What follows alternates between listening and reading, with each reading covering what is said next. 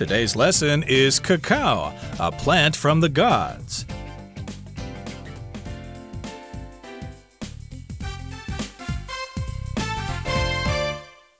Hello, everybody. Welcome to our program. My name is Roger. And I'm Mike. And today we're going to be talking about chocolate. Well, yeah, we're going to be talking about chocolate.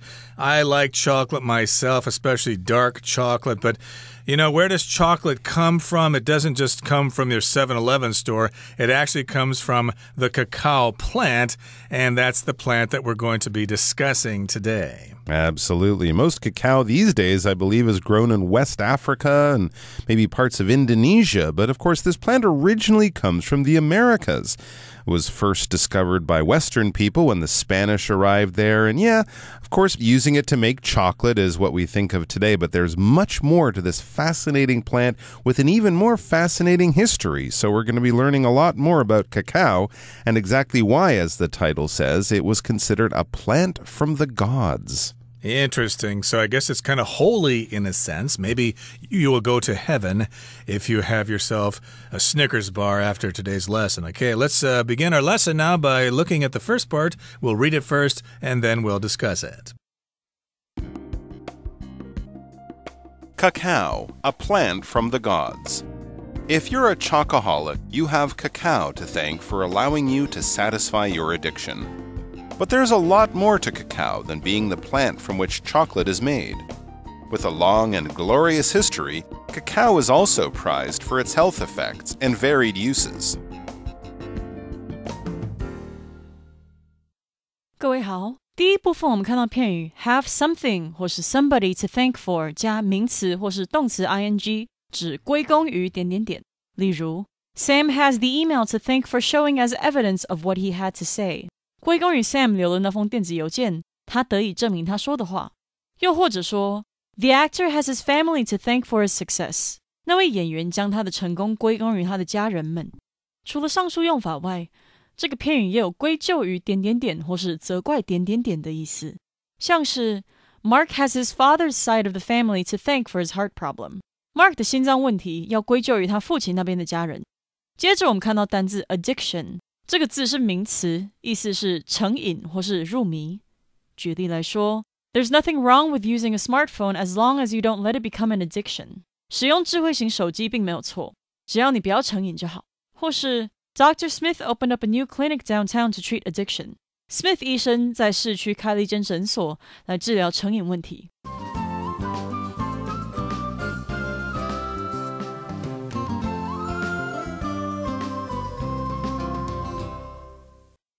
Okay, so let's talk about the first part of our lesson for today. It begins by saying, if you're a chocoholic, you have cacao to thank for allowing you to satisfy your addiction. Now, remember, a chocoholic is a person who really, really loves chocolate. We could say that they are addicted to chocolate. And this is adapted from the word alcoholic, which is a person who drinks too much wine, too much liquor, beer, etc., etc. That would be an alcoholic. And so we kind of make this new word, chocoholic, somebody who really likes chocolate. And the only other word I can think of that does this as well is shopaholic. Can you think of any other words, Mike? Workaholic. Workaholic. Yeah, you're right. That's another one too. Yeah, we often do use that. Sometimes the addictions we're talking about are very dangerous, right? Like being an alcoholic is a serious problem. If you have that addiction, alcohol can do terrible things to your body over a long period of time. Chocolate, well, it's not so good for you, but I'm not sure they have, treatment centers and addiction experts for chocoholics. So, as Roger said, sometimes we use it in a serious way to talk about serious problems. Other times, if you're a shopaholic or a chocoholic or a workaholic, as long as it doesn't affect your life or your relationships or your happiness, you just like it a lot. That's what we're saying there. But with some things, it can become a problem. It can affect your life, your work, your relationships. It can bring trouble to your life. In that case, you might have an addiction. An addiction is a very serious and negative tendency to do something. You can't really control how much you do it, how much you use it, and it starts to affect your life badly. So yes, we do think of people with drug addiction or drinking problems, things like that. But if you like the occasional chocolate bar or something, I guess that's not so bad. So yes, chocolate lovers, chocoholics, have Cacao to thank for allowing them to enjoy chocolate as much as they want. But there's a lot more to cacao than being the plant from which chocolate is made. So cacao isn't just about making chocolate. It says with a long and glorious history, cacao is also prized for its health effects and varied uses. Yeah, we're going to be learning about this long and glorious history in the article today and tomorrow. Exactly. So again, we got this phrase, there's a lot more to something than something else. So when I was back in high school, I joined a group, a musical group, and I got a guitar, and I was so excited. I said, hey, Dad, look at my guitar. I just joined a group. And then he responded, son, there's a lot more to life than being in a group or playing the guitar, etc. He thought you would lose your way and just be focused on dreams of pop music stardom. There is a lot more to life than just trying to become famous. When we use that expression, we're saying, like, that's not the only important thing, so don't ignore the other things. So there's a lot more to cacao than just being what we make chocolate out of, right? There's a lot more to the story. It's a lot more interesting than that. There are things that we shouldn't ignore. And it does have a glorious history. Something glorious is wonderful, magnificent. It's worthy of honor and respect. If you're a glorious person or do a glorious deed or had a glorious day, it's something that sticks out that other people might admire and go, wow, that was great, or tell me more about that, and that must have been really good for you. So, you know, when we talk about a long and glorious history, this isn't something that just became famous and popular 2 days ago or last year for 3 months. No, it's a long, interesting, and celebrated history. It's prized. Cacao is prized for its health effects and varied uses. If something is prized for something, we value it for that. We sort of hold it in high value or high esteem. We use it for that a lot. We appreciate how good and how valuable it is. If we're giving out prizes for useful things, this would win a prize. So yes, cacao is valued very much. It's sort of respected, I guess you could say, in some ways, but it's also very important for health effects and varied uses. They do say that chocolate is very healthful. I guess, I have heard that, yeah. Especially if you eat raw chocolate. Oh. If you've had the opportunity to buy chocolate that has very high cocoa or cacao percentage, then they're quite bitter. So most people probably wouldn't like that type of chocolate. Most chocolate has a lot of sugar mixed in so that it's not so bitter. I think the same is true like for coffee. You know, maybe coffee is a little bit too bitter for people, so they add sugar to it. And it's the same with chocolate. And again, as Mike said, it's prized, it's valued for its health effects and varied uses. So it can be used for a lot of different things, which we'll get to now. Let's move on now, though, into the second part, and we'll talk about the history of chocolate and especially the cacao plant. The consumption of cacao can be traced back around 4,000 years to Mesoamerica, the historical region where cacao trees originally grew. Back then, cacao seeds were used to make a bitter, energizing drink. It was consumed only by nobles and often featured in ceremonies. Cacao seeds were valued so highly that people would thank the gods for providing them. They were also used as a form of currency. 第二部分我们看到名词 consumption， 意思是食用、消耗量或是消费。例如 For those who are under the age of 18, the consumption of alcohol is illegal. 未满18岁的人喝酒是违法的。再来我们看到片语 trace back to， 指追溯至……例如 The use of forks can be traced back to ancient Egypt. 叉子的使用可以追溯至古埃及。或是 Patty's fear of spiders can be traced back to her childhood. Patty 对蜘蛛的恐惧可以追溯到童年时期。另外我们补充一个同义片语 date back to， 意思是始于或是追溯至……我们可以说 The production of coffee dates back to the 10th century. 咖啡生产始于10世纪。接着我们看到名词 currency， 指货币或是通用、流通。举例来说 The store only accepts US currency as payment. 这间商店只能用美金付款。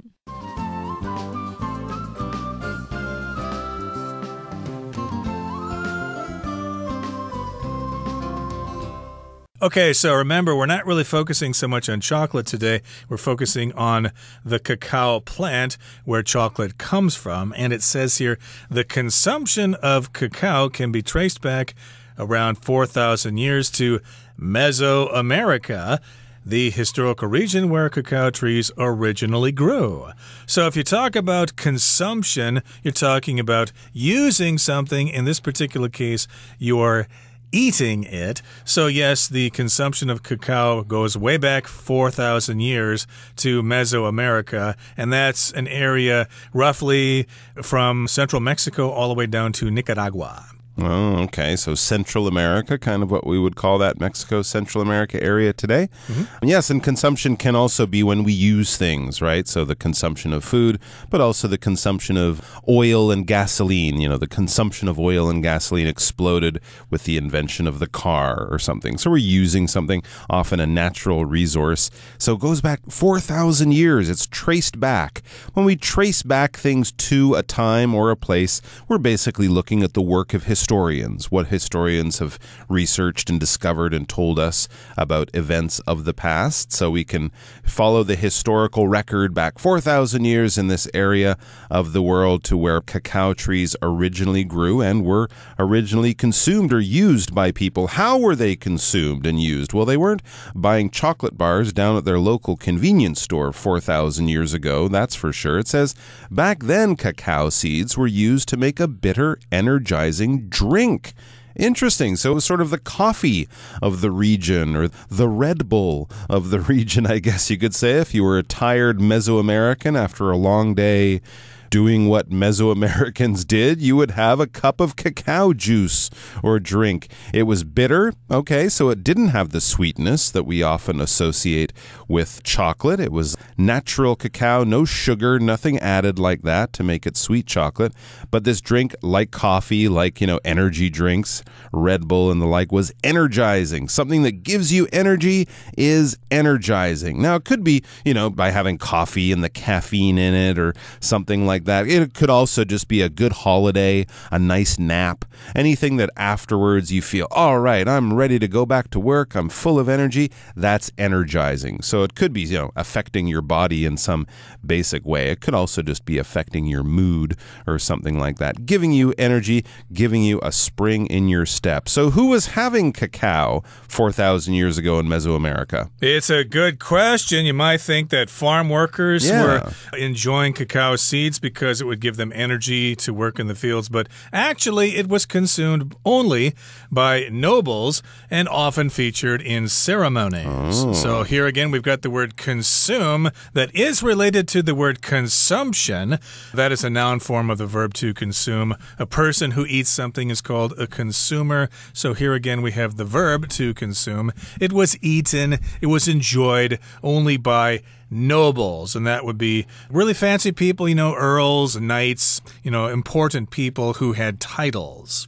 Interesting. And it was also featured in ceremonies. A ceremony is basically some kind of ritual, some kind of organized activity, often involving a group of people, involving meaning, involving religion and culture. For those people, it's very, very important. It could be a serious thing, like a graduation ceremony when the president swears to protect the country, after getting elected. That would be a ceremony. It could even be something simple like a birthday, and, in some way bringing out that cake and singing happy birthday and blowing out the candles. That's kind of a very casual ceremony. It's just a ritual. It's a sort of set of behaviors that people do on special occasions. So instead of having some champagne, if you got married in Mesoamerica, you might have a glass of cacao or something like that, especially if you were rich and powerful like a noble. And then it says cacao seeds were valued so highly that people would thank the gods for providing them.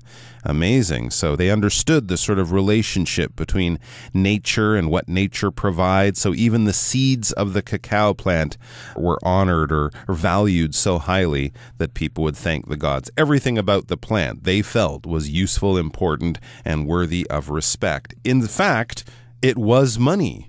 Indeed, they were also used as a form of currency. Amazing. And that's basically what money is. The U.S. dollar, the Japanese yen, the Taiwanese NT dollar, etc. These are coffee bean. The coffee bean. We could also go around trading coffee beans these days if we value coffee so much. Indeed, or conch shells. Ooh, yeah. I believe those were used as a currency in Nigeria at one point or other parts of Africa.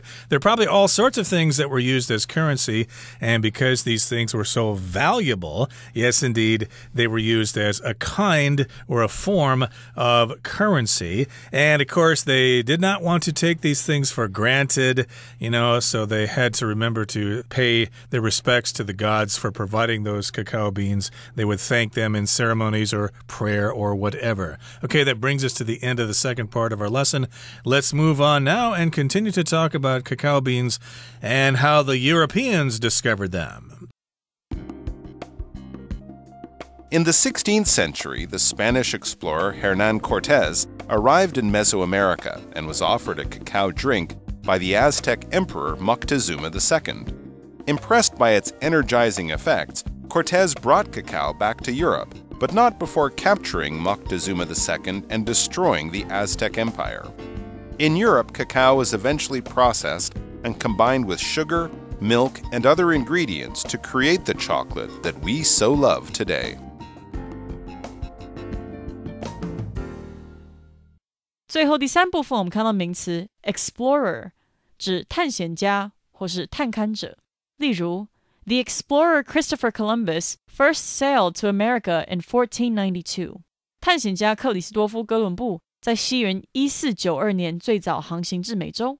或是 It took the explorer weeks to get to the remote island. 两个探险家花了好几周才到达这偏远的小岛。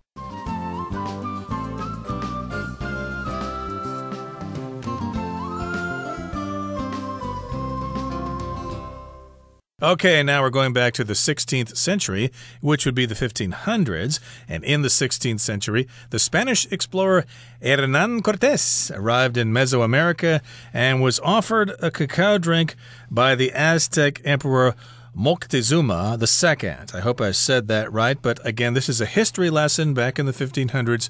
We've got a Spanish explorer. Those are people who left Europe and went out to explore the world, or more correctly, they probably went out there to conquer the world, but we're calling them explorers. They went out there just to see what was there. That's right. Of course, Christopher Columbus being one of the more well-known explorers that I'm sure everyone has heard about. But yes, these Spanish explorers, they were also called conquistadors because, as Roger says, they were also there to conquer and exploit and, take gold back home if they could. But they met the local kings and rulers like Moctezuma, the emperor, the king of the Aztec Empire, and these local people, these Mesoamerican emperors, honored their guests in many different ways. And it says, impressed by its energizing effects, Cortés brought cacao back to Europe, but not before capturing Moctezuma II and destroying the Aztec Empire. Yes, the Spanish weren't there just to make friends. They were there to conquer, enslave, and exploit the local people and the local land. But they also did bring many things back to Europe for the first time. Cacao included, corn, maize, I think chili peppers, all sorts of things that they didn't have in Europe. I think even the tomato, right? Yeah, maybe papayas too. Papayas too. All these things that they didn't have in Europe, they brought them back. And of course, cacao was in one of those boats, bringing the riches of the New World back to the Old World, back to Europe. But this was not before capturing Moctezuma. So basically, we're saying Cortés brought cacao back to Europe, but before he did that, he had captured Moctezuma, he had conquered the Aztec Empire, and in fact destroyed much of the Aztec Empire. And when we talk about an empire, it's kind of like a kingdom. It's an area of land, a political body ruled over by, in this case, not a king, an emperor or an empress. So when we think of an empire, we think of several kingdoms kind of joined together, a huge amount of land, a huge number of different people, all under the control of one great overlord, one great emperor. Exactly, like the Roman Empire, of course, was ruled by emperors. And I guess that's the case in the Aztec Empire. But they were destroyed by Cortés and the Spanish. And, of course, he did that first. He wanted to finish the job first. And then he took the cacao back to Europe. And in Europe, cacao was eventually processed and combined with sugar, milk, and other ingredients to create the chocolate that we so love today. So, of course, you have to process it. You have to maybe heat it and, treat it in a certain way in a factory or something like that. And then you add sugar and milk to it, maybe macadamia nuts or whatever. And, of course, now we've got chocolate in the world. And, of course, Swiss chocolate's probably the most famous chocolate in the world. You don't want to eat that American stuff. That's awful. But, hey, if you can get your hands on some Swiss chocolate, you've got some really good chocolate. Okay, that brings us to the end of our explanation for today. It's time now to listen to our Chinese teacher.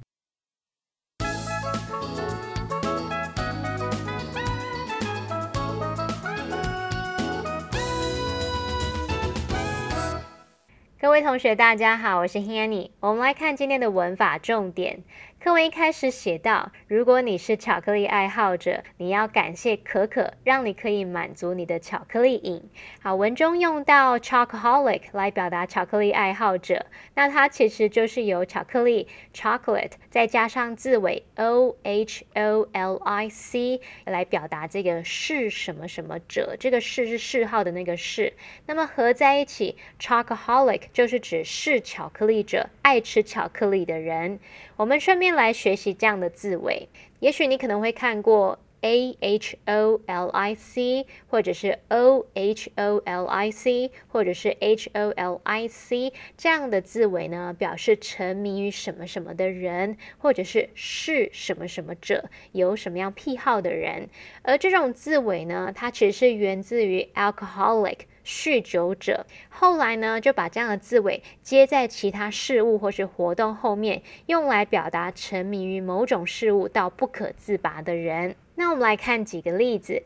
第一个是 sugarholic， 它就是由 sugar 糖再加上 holic 表示是什么什么者，合在一起 sugarholic 就表示是糖者或是爱吃甜食的人。第二个补充的是 shopaholic， 它是由 shop 购物再加上 aholic 来表达沉迷于什么什么的人，沉迷于购物的人，那么 shopaholic 就是购物狂咯。好，第三个 workaholic， 它是由 work 工作再加上 aholic 表达沉迷于什么的人，合在一起 workaholic 就可以表达工作狂。接着看到课文第二部分第一句，它写到可可的食用可以追溯到大约4000年前的中部美洲。那么文中用到 consumption 这个名词来表达食用，它还有那种消耗啊、消耗量、消费的意思。